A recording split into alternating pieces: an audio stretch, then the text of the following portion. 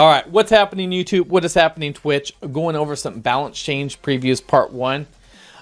Errors, hello, information that hero balance changes as scheduled has been applied after September 5th update. The purpose of the hero balance changes is to improve the PvP ability of Covenant summon heroes that have not been popular as of other heroes. So our errors can create new team combinations for more diverse battle experience. Also, we are hoping to increase the utilization of underperformed 3-star Moonlight heroes via balance adjustments. Finally, we can improve certain artifacts that had a less optimal impact so that new strategies can be created. All right. So the probability of the number of turns based on full enhanced characters values mentioned in this preview may differ from actual update. Skill description mentions in the preview may differ. So it looks like Little Bit here is getting an 11% damage increase on her Soul Cutter. And it's going to grant the caster a skill nullifier, negate damage received from the next attack. This was the one that she did extinction to the enemy, so it makes her immune when she uses that ability, which actually is going to be pretty good for her. Her Snip Snip gives the caster combat readiness by 50%. Ooh, okay. Deals damage when the target isn't buffed, increased damage 50% compared to before. Okay, so 50% more damage, very nice. Little Bit just got kind of buffed. Looks like acting the counter for Revival. A Little Bit was highly dependent on her skill Soul Cutter as an extinction effect. However, she didn't defeat an enemy with Soul Cutter. There's been a long delay before she could use that attack again. So she was considered an inadequate damage dealer. Therefore, we adjust the Soul Cutter by adding skill nullifier above, so her survivability would increase and improve the performance of Snip Snip, so it would cause more damage as well as increase combat readiness. With these changes, Little Bit can now properly carry out her role as a damage dealer. Looks like here Lidica attacks all enemies with 100% chance to increase hit chance for 1 turn, dispel 1 buff, so she can actually dispel a buff on her Thorn Brush. And Public Executioner looks like making them unhealable was been added to it on top of decreasing their speed. So decrease combat readiness by 100%, decrease speed, and make them unhealable for 2 turns. That's definitely interesting. Grant skill nullifier. All right. So Lidica's Public Execution skill has a unique and powerful effect, decreasing combat readiness by 100%. However, the skill did not offer much else other than containing her enemies. So her effectiveness was minimal in PvP matches. With this adjustment, the unhealable debuff will be added to her skill Public Execution, which will increase her ability to contain her enemies, also in preparation for a situation when Public Execution is ineffective. All right, very cool, very cool. So she got a little bit different. Basir here. Basir looks like he got on top of being able to do a 75% chance to transfer 1 debuff from the caster to the enemy before inflicting 2 random debuffs. So on top of doing that, he can actually has a 75% chance to inflict 2 random debuffs. Wow. Very nice. Hurricane mode here, guys. So Basir just turned into a Dizzy, guys. FYI, Basir just turned into Dizzy. Attacks all enemies by releasing a hot hurricane for 75% chance to decrease hit chance and attack for 2 turns. Soulburn effect removed. Wow, he just turned into Dizzy, guys. If you guys don't have Dizzy and you're looking for a Dizzy, Basir's your guy, husbando. Attack all enemies with sand magic, dispelling all buffs and making them unable to be buffed for 2 turns. Before decreasing combat readiness by 30%.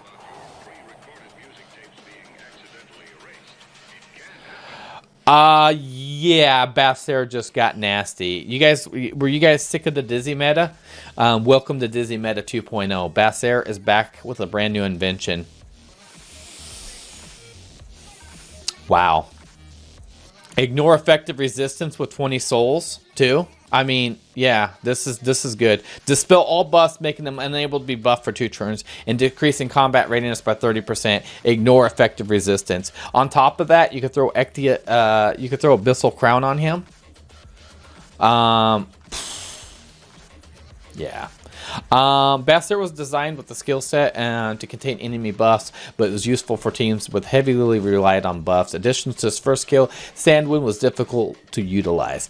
Its full potential in regards to transferring a debuff, therefore we've redesigned Basser to inflict multiple debuffs on the enemy to allow him to successfully contain an opposing team. Basser's ability to contain the opponent is further improved by adding the random debuff in the skill Sand of Wind, decreasing opponent's attack via hurricane, increased combat radius sandstorm. This is freaking great, man. Yufine. Looks like Yufine went from a 4-turn cooldown and a 50% chance to silence to an 85% chance to silence. And also to a 3-turn cooldown, and damage increased 50% compared before with her Dragon's Roar, which was the one that dispelled all buffs from enemies. That's pretty good. That's pretty good. Dragon's Charge. Before it would stun for 1 turn, dispelling all buffs. This time it hits the enemy with a finishing blow, dispelling all buffs and stunning for 1 turn. Damage dealt increased by 50%. So dispel all buffs on top of stunning. That's pretty good. That's pretty good. Yuna. Oh my gosh. Callie, congratulations on your Yuna. Attacks all enemies with a drone, increasing caster's combat radius by 6% per target, and increasing combat radius of all allies for the caster by 2%. When there is less than 3 enemies, damage don't increase is fewer. That is very, very nice. Very nice indeed. So it looks like her buff for attack and speed for 2 turns. You get 2 focus, and it's down to a 3-turn cooldown, meaning you're going to be able to cycle this a whole lot quicker. Meteor Cannon. When hit, it will always result in a critical hit. Attack all enemies with enormous, powerful cannon thing, inflicting huge damage. When hit, it always results in a critical hit when there's less than 3 enemies. So essentially what you could do with Yuna is you could build her with no crit and count on Meteor Cannon to hit hard, maybe, and do a lot of crit damage. I'm not sure. I'm not sure how you'd build her, but that's interesting. That is interesting. 0 crit Yuna. I don't know if that's going to be a thing. We'll find out. Araminthia. Araminthia just got some love. Wow. Araminthia damage increased 14% compared before. She definitely needed that. Did I miss anything else like that? I did not. So 14% more damage on Araminthia was needed. Attack all enemies with Massive Pillar. 100% chance to burn for 2 turns. 50% chance to stun for 1 turn. So she just picked up a little bit of ML Araminthia's love. A little bit of ML Araminthia's love. Araminthia might be decent. We will see. Oh my gosh. Oh my gosh. Here we go, guys. Assassin Coley. Ambush the enemy, dealing additional damage if stealth. And grant the caster increased speed for 1 turn. Damage dealt also increased proportional caster speed. Damage increased 12% compared to before. Damage at stealth state is increased 9% compared to before. So 21% increased damage on Assassin Coley on Ambush, which is her Ambush is her S1 if I'm not correct. If I'm correct, right? Cooldown decreased on Murder after 4 turns. So yeah, she's gonna finally be able to S1. Purgus. Purgus got I think Purgus got buffed, right? But he never got used. Mows down the enemies with a great sword. 50% chance to increase speed for 2 turns. Decrease combat readiness by 20%. Damage dealt proportional to caster's max health. Hits all enemies with a counter attack. 15% chance to stun for 1 turn. Alright, sounds good. Final blow, attack all enemies with powerful ground and pound, 50% chance to stun for 1 turn, increase effect chance 100% if they have less than 30% health, damage dealt proportional to caster's max health. Purgus is going to be an interesting one if he actually makes it off the bench. Looks like Armin might be getting some C Armin love, guys. Release a bright light of attack. This is the flash of light with 100% chance each to decrease hit chance for 2 turns. So 100% chance to decrease hit chance for 2 turns and inflict poison for 3 turns. Increase defense of the caster for 2 turns. That's kind of cool. That is kind of cool. Covers all allies with the Shield of Light, granting a barrier for 3 turns as her shield wall. Barrier strength proportional to caster's defense. Amount recovered proportional to target's max health. Decrease damage suffered by all allies by 10% when this skill is under cooldown. She just became an Arius, guys. She just became an Arius. Wow. Wow. Yeah. Uh-oh. Here comes Crozet, guys. Here comes Crozet. Grants increased defense and a barrier to an ally for 2 turns when attack causes health to fall below 50%. Barrier strength increases proportional to target's max health, can be activated once every turn. So, oh my gosh, every freaking turn. And not every 2 turns, every turn this can be activated now. Breakthrough attacks all enemies with a sword storm with a 75% chance to provoke for 1 turn. After decreasing their combat readiness by 50%, damage dealt increases proportional to caster's defense. Yeah, Crozet, and it's a 4-turn cooldown. Wow, that could be interesting. That could be interesting. Are they really gonna do? Oh my gosh, no freaking way! Are you kidding me? I mean, I already used the crap out of her. Thank you. Thank you, Smilegate. Thank you. Wiggles the tail cutely, decreasing debuff durations of all allies for 2 turns, and granting the caster immunity and loveliness for 3 turns before granting an extra turn.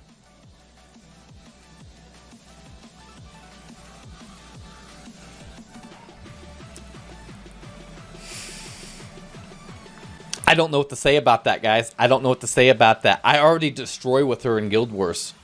You know what I'm going to do now? I'm going to destroy even more. I already destroy with her in Guild Wars. Oh my gosh. Yes. All right. Acades here, guys. Acades. Recovers allies' health and grants invisibility for 1 turn. All right. When used on an ally except for the caster, decrease target skill cooldown by 1 turn.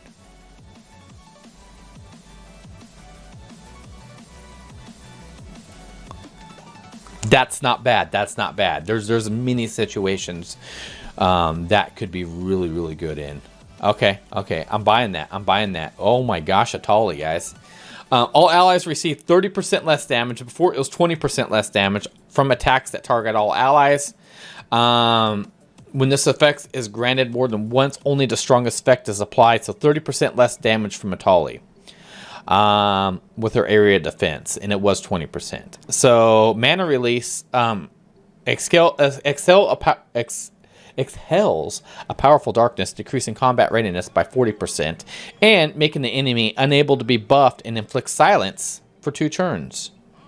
Not bad. That could be used in the right situations. That could be used very well. Gunther's back with a brand new invention. Gunther, caster does not deal a critical hit, but attack increased by 75%, and increased critical hit resistance by 70%. Attacks an enemy stunning for 1 turn, decreasing defense for 2 turns. Oh, he gets a defense break with the stun, and damage increased by 29%. Oh wow. And now we have some artifact balance adjustments. I don't know how they're going to handle this. We'll explain the changes that occurred to certain artifacts. We've upgraded certain artifacts to have underperformed to their specific area. So Justice for All, this is why I tell everybody to save on to 1 of everything. I preach this all the time. And I have a lot of people that are like, but Caliber, it's the worst artifact in the game. It's the worst character in the game. Hold on to 1 of everything. Don't have regrets.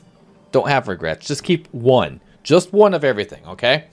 Justice for All. Before, it would grant a random buff for 1 turn at the end of turn. This is a 2-turn buff now. All right, so Justice for All looks interesting. Violet's Talisman. Violet's Talisman is an artifact I hugely want. Increase attack by 10% at the beginning of turn. Each effect stacks up to 3 times. Wow. Instead of 10 times, this is a 3-time stack for 10% damage.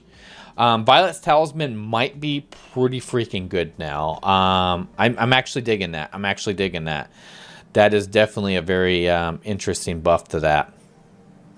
Interesting. All right, Noble Oath. Decrease, before, it was a 50% chance to, as health decrease, increase defense and effective resistance by 50%. Now it increases it up to 100%. Noble Oath just got really good. Noble Oath just got really good. 100% increase to your defense and effective resistance by 100%. Yeah, and it was very underused. Yeah, definitely. Alexa's Basket. So, guys, I'm going to say this. I'm going to say this before. Everybody who got Alexa's Basket, who was selling them off, you might have some regrets here. 40% chance to grant increase attack greater and critical hit chance to the caster for 1 turn at the start of turn. I prefer to level Alexa's Basket. Greatly declined due to the fact it was difficult to immediately see effects. Increased attack buff. May overlap the other buffs. The condition increased effects if applied at the end of turn have been adjusted so effects applied at the start of the turn.